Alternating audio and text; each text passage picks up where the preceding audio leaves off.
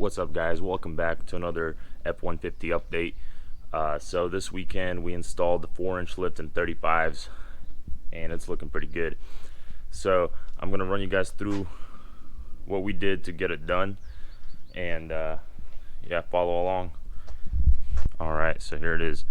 I installed the rough country 4-inch lift, and it's sitting on Fuel Covert's 20x10 -18s, and it's wrapped with Nitto Ridge Grapplers, 35s, and 12.5. They are pretty aggressive, not too much poke, just what I was looking for. And I went with a 4-inch lift because I still have to get into a lot of parking garages and still have to fit. So I think this is a perfect setup for what I need. And a lot of you guys asked me if it rubs. It did rub a little bit, but we made it work. So I did not want to remove the crash bar. So the first thing that I did, it was rubbing a little bit right here.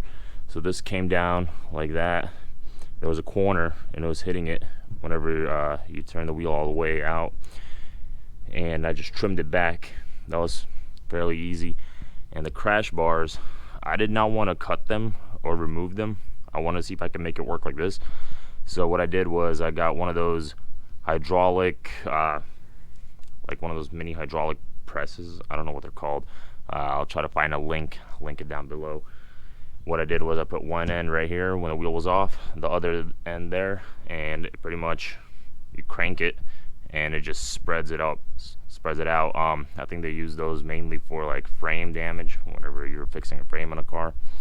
So yeah, I pushed them out.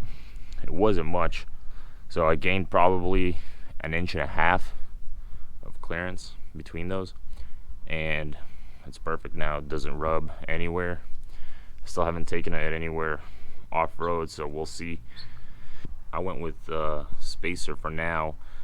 In the future, I think I'm gonna go with the Fox adjustable coilovers, remote reservoir ones, and it's kind of hard to find ones with adjustable reservoirs that will fit the 4-inch lift. So there's not many options out there, and we'll probably be doing that in the future. And when the rear is pretty basic, I mean, nothing too special about it. So there you go, guys. It's looking slick and beefy. So I hope you guys enjoy this video and got some information on 4-inch lift and fitting 35s. And stay tuned for more videos coming up. The next video is probably going to be swapping out all the lights on this car to LEDs, and also still have to chrome delete this. Probably going to paint that, and this exhaust tip has to go. So I think yeah, that's what we got. Well, that'll be it, guys. Peace.